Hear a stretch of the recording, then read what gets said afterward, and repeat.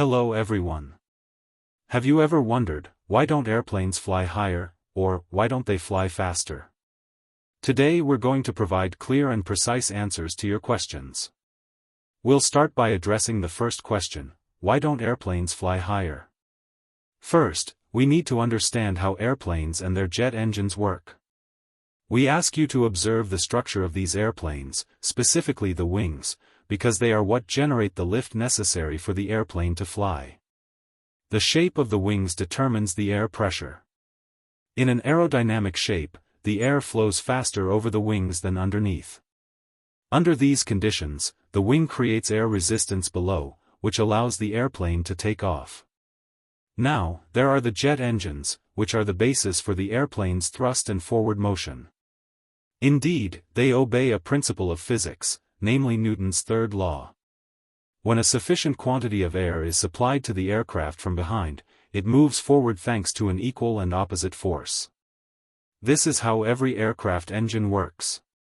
The engine must draw in air, compress it, and expel it at a high temperature and pressure.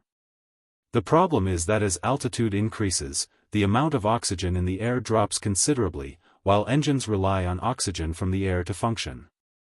The second reason is that an optimal altitude must be reached not only to avoid bird strikes but also to allow air to circulate freely around the wings. This is why pilots always choose a considerable altitude. Finally, the second and last question, why can't an aircraft go faster than its normal cruising speed? This is actually a key factor for most people who think that going fast doesn't require more effort. And yet, there are aircraft with a completely different capability, such as the Concorde, which was the fastest airliner in the world, reaching Mach 2. But this speed comes at a price. At high speeds, the vibrations caused by air friction on the wings weaken the structure and the metal. This heats the fuselage to temperatures of 120 degrees Celsius.